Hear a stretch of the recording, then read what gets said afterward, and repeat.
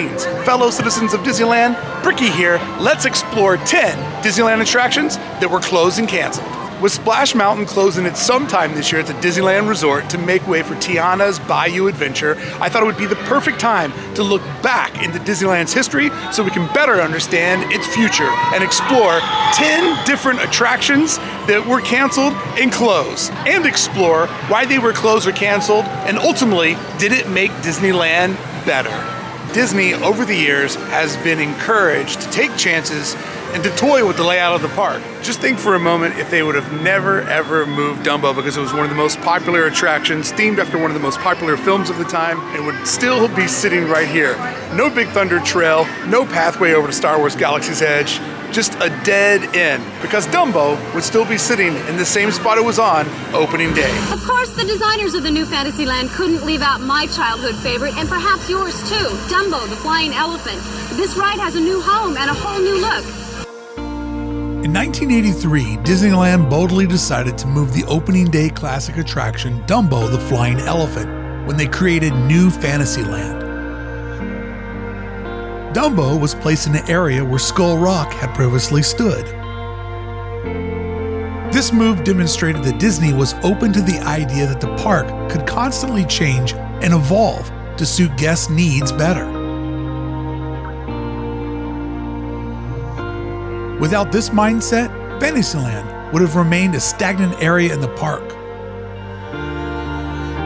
The move allowed for better crowd flow at Disneyland, for new attractions to be added, and for existing ones to be updated, ensuring that Fantasyland remained a popular destination for visitors of generations of Disney Parks fans to come.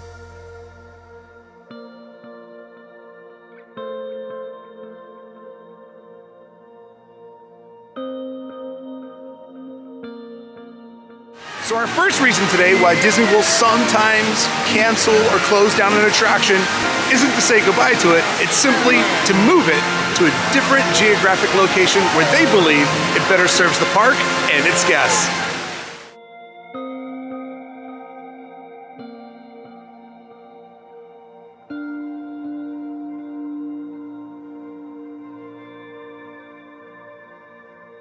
An attraction that moved for the better is the Astrojets. The Astrojets was an off-the-shelf rotojet ride manufactured by Kasper Claus in West Germany.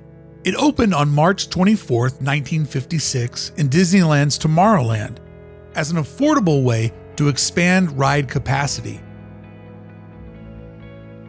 However, due to a conflict with United Airlines, the official airline of Disneyland, the attraction's name was changed to the Tomorrowland Jets. American Airlines had begun calling its new Boeing 707 fan-jet airliners Astrojets, which United Airlines did not like. The Tomorrowland Jets closed September 5, 1966, as part of the new Tomorrowland, being replaced by the newly named Rocket Jets, which would be built on top of the PeopleMover loading station to save space.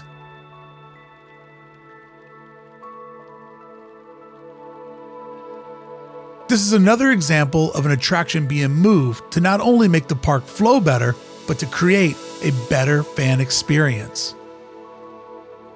You want a pro tip on how to make a spinner ride feel like a thrill ride? Put it 3 stories up in the air.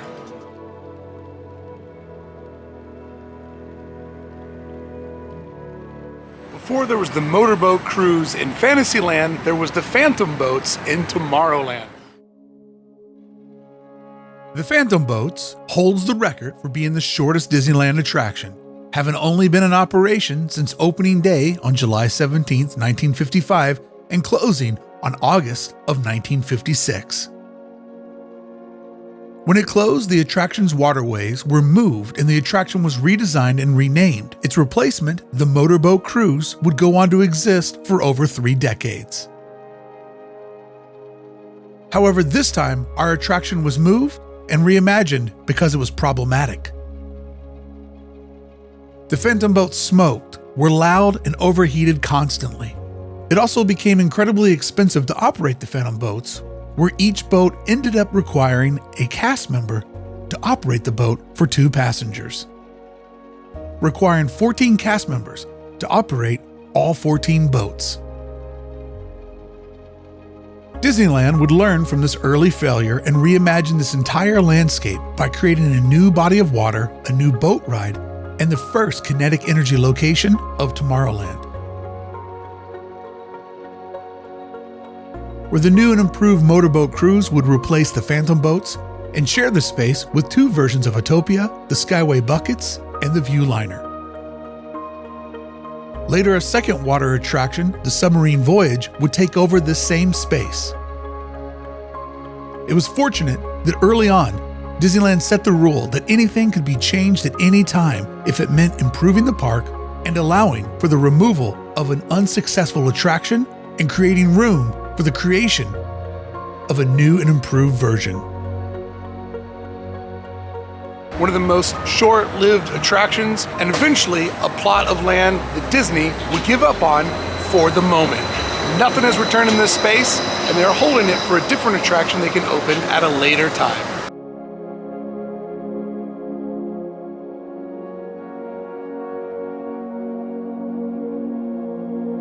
Now, of course, another item on our list, another reason why Disney often will close attractions is due to budgeting. And that was the fate of the Phantom boats.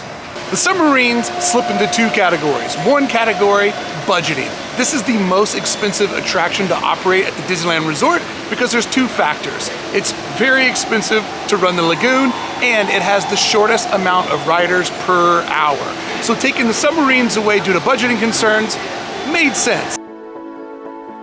The Submarine Voyage attraction at Disneyland closed in 1998 for several reasons.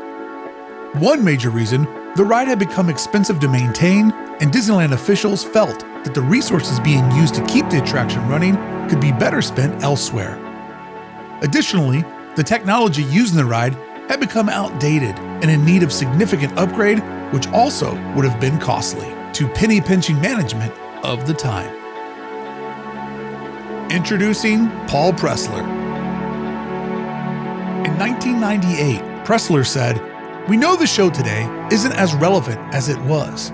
We know that in the future, we need to do something in that location, but we have not made a decision on the subs, and we won't make a decision until we know what we want to do in the future there. We would hate to abandon the notion of an attraction that goes underwater."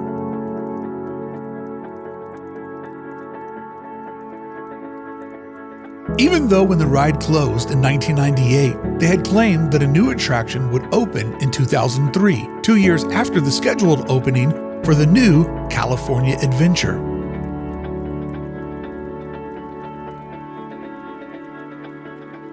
The area would end up sitting vacant and abandoned for 9 years until Finding Nemo's Submarine Voyage would start exploring the Tomorrowland Lagoon in 2007.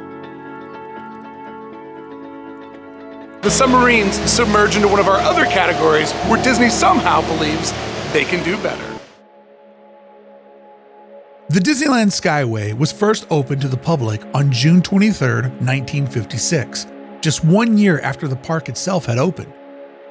It was one of the first aerial tramways in the United States, and it provided guests with a bird's-eye view of the entire park. The Skyway consisted of 2 stations, one located in Fantasyland and the other located in Tomorrowland. Guests could board a gondola, a small enclosed cable car, at either station and take a leisurely ride through the air, passing over some of the park's most iconic attractions, such as Sleeping Beauty Castle, and eventually taking guests directly through the center of the Matterhorn.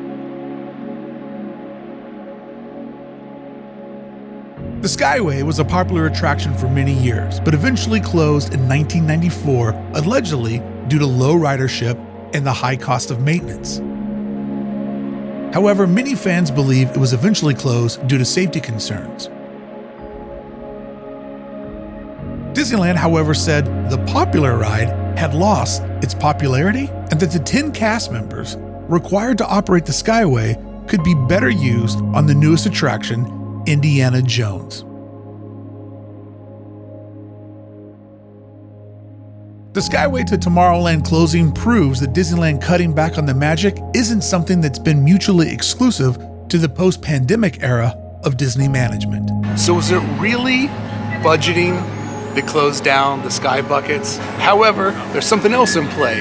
Did the Sky Buckets get closed for another reason due to safety concerns? Not too long after, a guest decided to jump out of the Sky Bucket into a tree below, the attraction did close down. Even though Disney stated it was because of budget, but the timing does seem like safety could have definitely played a part into why no longer can we get on a Sky Bucket here in Fantasyland and take it over to Tomorrowland, with one of the most amazing views ever given to guests of the Disneyland park. So, I don't know that they would come out and say that they closed it due to safety concerns, but safety concerns can definitely be another reason why Disney will sometimes cancel or close attractions. Our third category is Disney deems an attraction is considered unsafe. Take the Keelboats and the time that one of them capsized, never to return to the park again. The Mike Fink Keelboats were an attraction at Disneyland that allowed visitors to take a leisurely ride around Tom Sawyer's Island on a replica of a 19th century keelboat.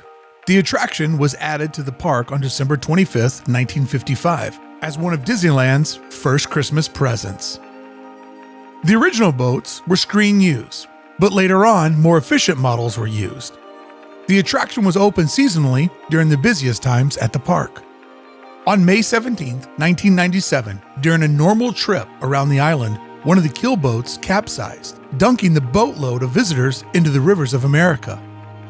Several guests received prompt treatment for minor wounds at Orange's St. Joseph Hospital.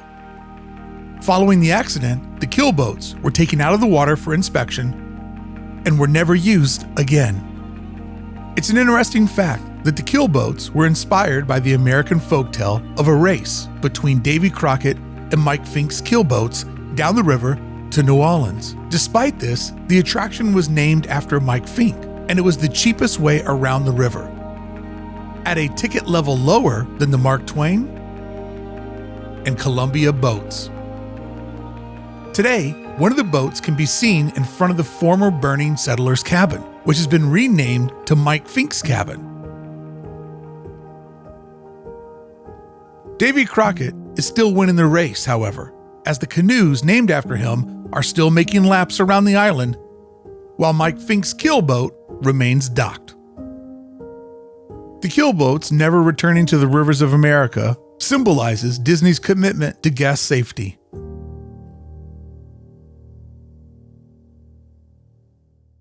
Another category, and one that not too many attractions fall into, is Disney gets it wrong. Bad attraction design is another category on why Disney decides to rightfully cancel or close an attraction. And I think this is the one category that most fans can agree upon because nobody likes a bad attraction. The Flying Saucers attraction at Disneyland was an attraction that allowed visitors to ride in circular vehicles that floated on a cushion of air, simulating a flying saucer. The attraction opened in 1961 and operated for almost 20 years, but it was closed in 1966 due to several reasons. Firstly, the attraction had a number of technical issues. The vehicles were prone to breakdowns, and their air compressors that generated the cushion of air required frequent maintenance. Additionally, the vehicles had a tendency to spin too fast, causing discomfort to some riders. Another reason was the high operation costs. As the ride was quite mechanical intense, the cost of operation and maintenance became high and problematic. Finally, the attraction took up a significant amount of space and was removed to make way for new attractions. The land it occupied was used for the Tomorrowland stage, offering concerts and shows.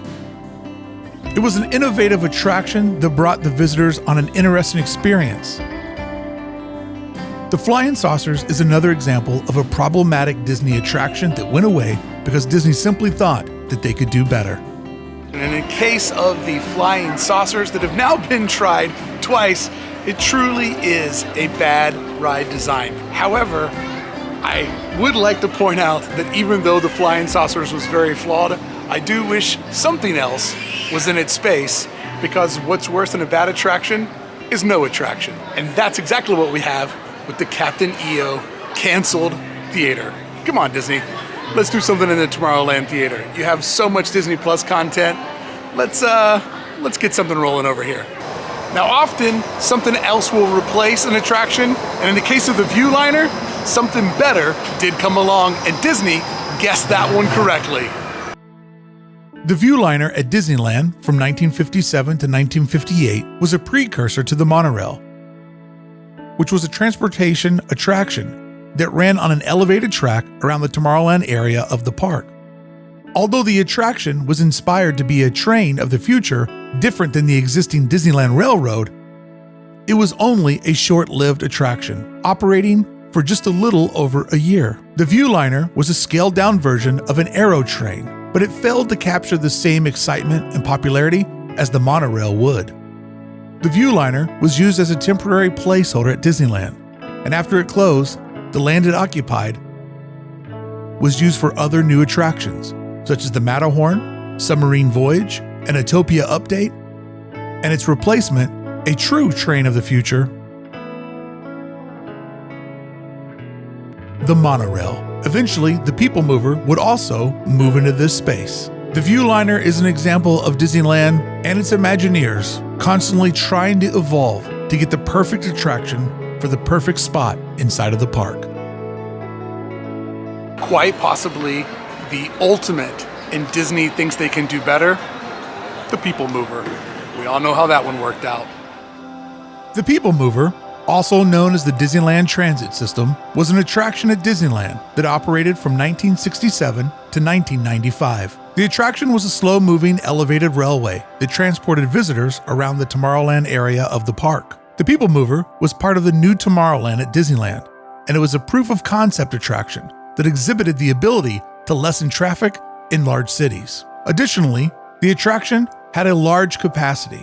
The PeopleMover could move over 4,800 people every hour. However, the attraction was closed on August 21st, 1995. Yes, the ultimate in Disney thinking that they know better than what the guests know is replacing the PeopleMover with the rocket rods.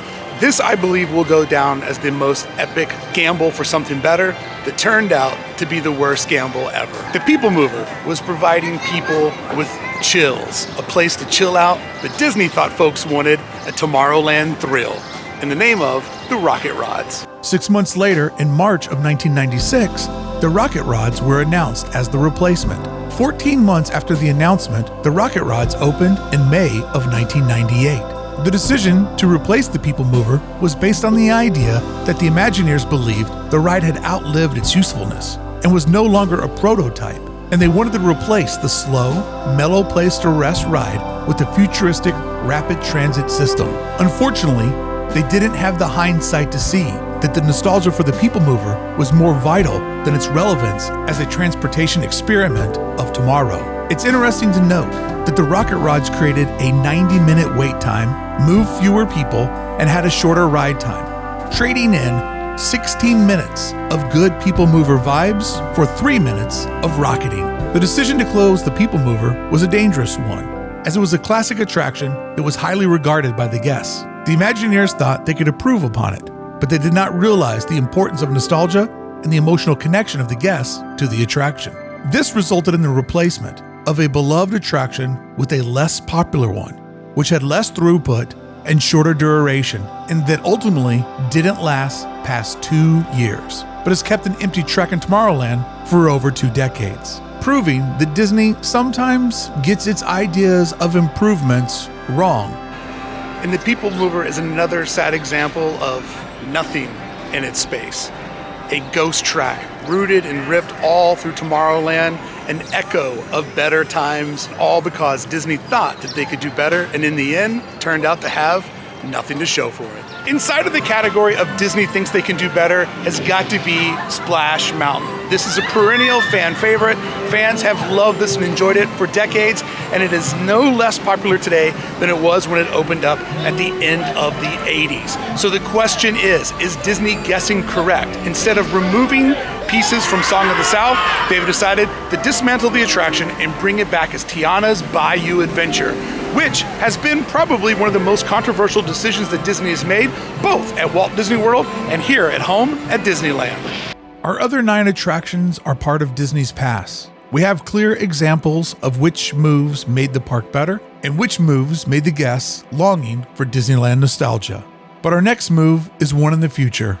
Has Disneyland guessed right on re-theming Splash Mountain, or will this forever remain a controversial decision? Disney announced that it will be closing Splash Mountain, an attraction based on the 1946 film Song of the South, at Disneyland and the Magic Kingdom, due to the controversial and racist history of the source material of the ride. The attraction in Disneyland opened in 1989. It is based on the 1946 Disney film Song of the South, set in the southern United States, and depicts African American characters as happy and content with their lives under slavery. Critics have long called for the film to be removed from circulation because it perpetrates stereotypes and continues a racist view of history. Additionally, the attraction has been criticized for depicting African American characters, which some have been deemed racist and stereotypical. In light of the ongoing racial justice movement, Disney has decided that it would be appropriate to close the attraction, as it does not align with the company's values of inclusion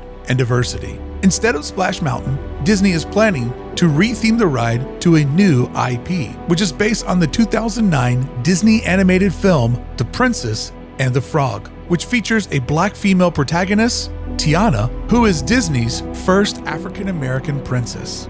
And her story and adventures will be the new theming for the ride. This change aligns with the company's efforts to promote diversity and inclusion into its theme parks and attractions. Disney's decision to close Splash Mountain has been considered controversial to some folks for several reasons. Nostalgia. Some people have grown attached to the attraction and have fond memories of it from visiting the park. They are upset to see it go. A dislike for the replacement theme. Some people disagree with the replacement theme for the ride and believe it will not be as enjoyable as the original was. The timing of the decision. Some critics argue that the decision to close the ride was made in response to public pressure rather than it being a decision that Disney had thoughtfully considered. Criticism towards the lack of understanding of the attraction's history. Some people believe that the ride is not racist, but a reflection of the past, and it should be used as an educational opportunity to reflect on the past and learn from it instead of it being closed. And lastly, others may argue that the change is political correctness and gone too far and is a form of censorship. It is worth noting that theme park attractions often reflect the time in which they were created, and what was considered acceptable then may not be today. Many of Disney's earlier works were not created to be politically correct and were a reflection of the values of the time in which they were created. Disney's decision to close Splash Mountain was driven by the desire to create a more inclusive and culturally appropriate environment. However, most folks feel pretty strongly, one way or the other, in the idea to remove and re-theme Splash Mountain. Did Disneyland guess this one right? Will this decision make the attraction better? I think really only you can decide. And I would love to hear your thoughts below about Splash Mountain becoming Tiana's Bayou Adventure. There you go, friends. 4 different categories why in Disney's past they've decided to cancel and close attractions. Some definitely made the park better, but some left the hole in the park in fans' hearts for decades to come. And if you don't want to say goodbye, check out this video right here while I explore why Disney no longer puts kinetic energy in their parks and why Tomorrowland is stuck in a constant state of pause because of a design trick that Disney will no longer implement in its theme parks. We don't have to say goodbye. You can watch me right here.